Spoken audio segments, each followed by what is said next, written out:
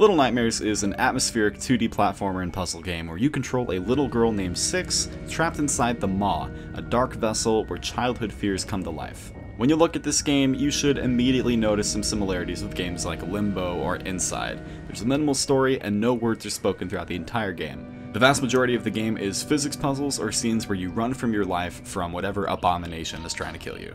I really want to praise the enemy design in this game. There is some truly creepy and imaginative shit trying to kill you, which I can really appreciate after coming from Outlast 2, when it was mainly just a bunch of rednecks and members of Westboro Baptist Church, except they've all taken satanic heroin.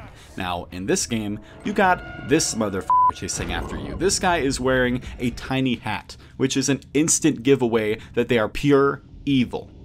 The entire game is a work of art. There are so many little details, like when the girl protects her light on her lighter when she runs, and the game runs well and looks fantastic on Unreal 4. This polish extends to the sound design of this game. Music thumps like crazy when enemies see you. You feel like you can pick apart every tiny little sound as you crawl through vents or rush through a busy kitchen. What I'm trying to say here is that the atmosphere is godlike. Now it's time to talk about some things that aren't godlike. I was, unfortunately, very let down by the story of this game. The premise of the horrifying Maw and this mysterious woman overseeing it all is initially promising, but I was very disappointed by its lack of substance. The game has more than its fair share of awesome, jaw-dropping moments, but while the majority of its shocking moments impress when taken at face value, there's almost no real deeper meaning or backstory to the setting or the characters. Maybe it's left ambiguous. Maybe it'll all be explained in the upcoming Little Nightmares comic book series. Well, we're not reviewing a comic book today, gentlemen. We're talking about what we have right here on our plates, and that's a game that ends way too early and gives players far too little to even begin to craft meaningful theories. After I beat the game, I tried looking up online to see if there's any kind of deeper hidden shit I was missing, and I kept seeing things like, one popular theory is that Six is actually being starved to death, which would explain why the initial title of the game is called Hunger. Yeah, I know, no shit she's hungry, I want some good shit. In Inside, for example, there was so much to be taken in the symbolism from just one small action in its ending. But in Little Nightmares, it just feels like a lot of crazy shit just happens and doesn't make very much sense. At most, the Maw as a setting just feels like an excuse to throw some horrifying enemies and set pieces at the player, and there's nothing wrong with that. But, you know, at the end of the day, it's up to the player to interpret the story.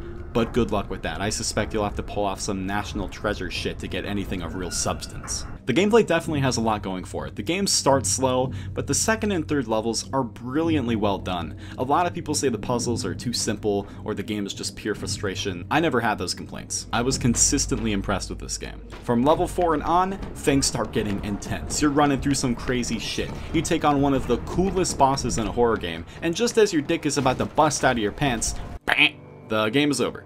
There are only 5 levels, the last 2 are short as hell, and the game's only 4 hours long. I mean, can I review a horror game in this generation without having to criticize the length of the game? I mean, I want to stress that for so much of my time spent with Little Nightmares, it was dope. There were some great scares, some moments that fill you to the brim with tension, and it's very well polished aside from some unfortunate technical issues. The game crashed for me twice, that's not good. Occasionally Six will just not go in the direction you move the control stick, resulting in her just walking off edges sometimes or missing that crucial slide. Now, most of these chase scenes will have you on the edge of your seat, but if you fail them, most of the time you're sent back just a few seconds prior.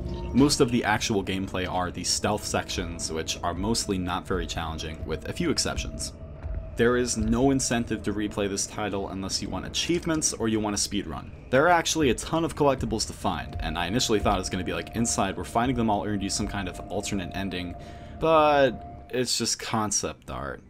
Yay. Little Nightmares is retailing for $20 right now, which I think is a justifiable price. That's how much Inside was, and I'll say the same thing here that I said in my Inside review. I think the game is worth your time, but you need to know that you're spending $20 for 4 hours of gameplay tops. Little Nightmares is filled with memorable moments and fantastic horror set pieces, but its gameplay suffers from a lack of any real challenge, and its story isn't anything that'll keep you awake at night. It's still an entertaining horror platformer, but I would recommend waiting for a sale. Thanks for watching. For all the best PC gaming news and reviews and a wonderful podcast, make sure you go to KBMOD.com. I love you.